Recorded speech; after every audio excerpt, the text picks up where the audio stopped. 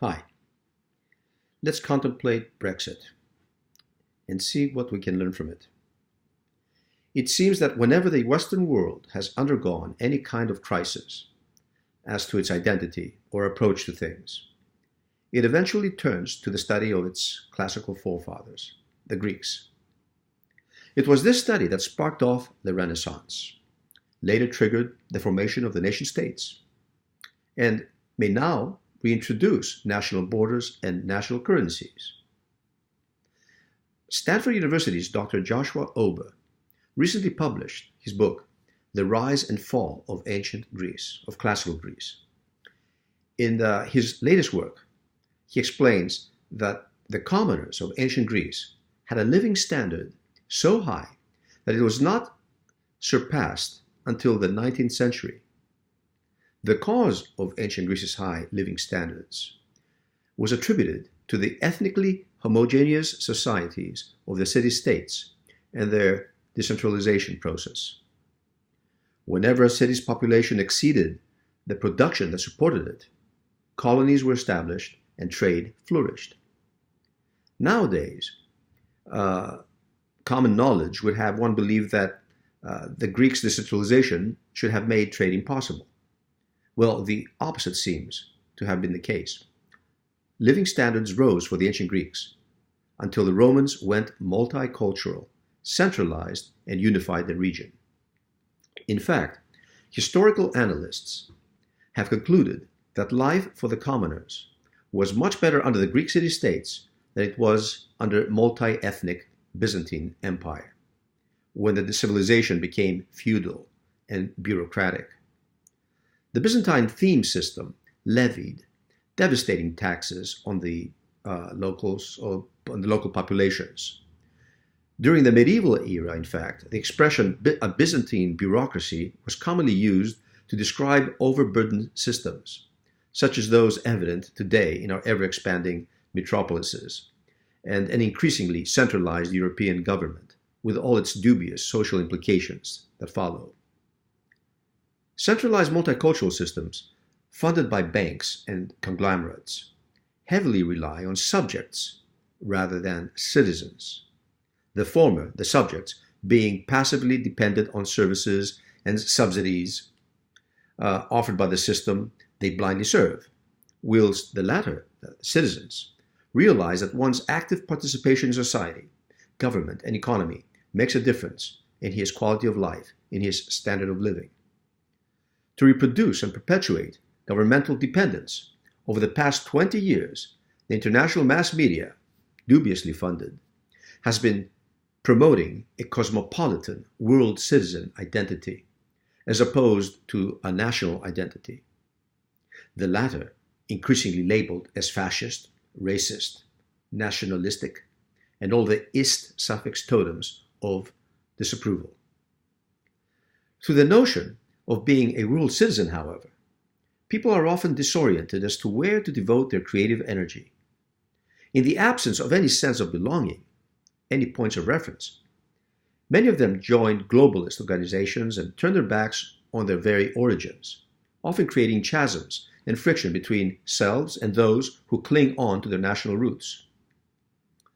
Meanwhile, there are also those self-proclaimed cosmopolites who are only willing to selectively practice their world citizenry in the developed capitals of the world where they can do, let's say, their shopping.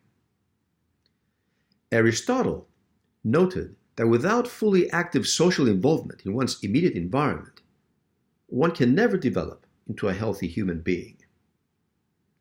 Prerequisite to such involvement is one's bonding with his or her fellow citizens in neighborhoods, towns, villages, which today are unfortunately being swallowed up by multi-storied mausoleums in modern cities, where essential social interaction, and therefore any kind of fermentation of culture, is reduced to nil.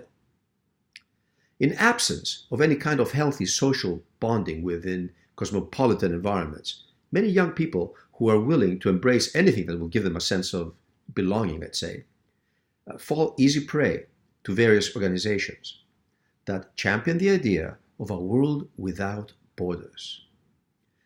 They are recruited to embrace the interests of third world migration into Europe, with a complete disregard of the social instability that an unchecked influx of non-compatible ethnic groups may impose on indigenous populations, on their neighborhoods.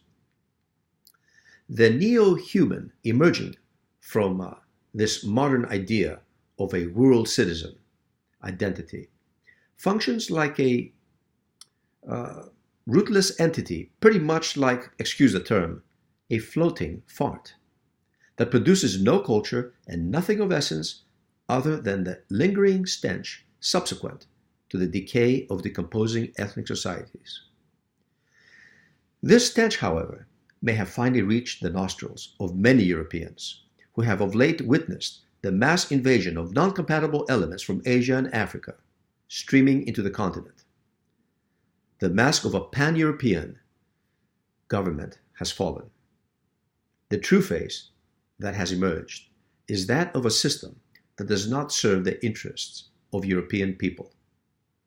For it has become all too evident that to do away with the ethnic citizen and to establish the cosmopolitan subject, that is, the serf to be exploited by the system, mass migration policies and anti-racist laws aimed to muffle any dissent have been implemented by Brussels to dilute the indigenous populations of Europe, who do not take kindly to seeing their regions turned into multicultural quagmires. Brexit may very well be only the tip of the iceberg as to what is to follow, since economical interests seem to be cast aside in favor of the complacent security of the ethnic hearths that have always given Europe its unique security and identity through its nation-states. Xenophobic it may be labeled by New World Order buffs, but the fact remains that it is a slap in the face of globalization and a clear stance against the invasion of the uninvited. Besides, to decide on what is right not only for Europe, but for the planet as a whole, we should take the cue from our most vital organ, our heart. Just as love is diffused and expanded from the center, and not the other way around, so should each person begin improving the world from where he or she stands, from home. By trying to improve our immediate environment, communally and environmentally, economically, we contribute a healthy cell to the infrastructure of our diverse planet. It was this mentality that gave birth to the world's greatest civilization and crowned the Acropolis rock with a Parthenon, before Athens also turned into a fart through its effort to imperialize Ionia and centralize its colonies. Anything else is utopia. Utopia, from the Greek word ou, which means no, and topos, which means place, meaning no such place.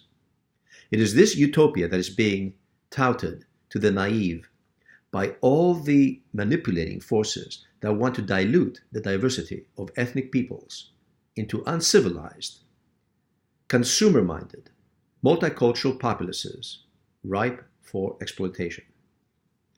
Thank you for listening.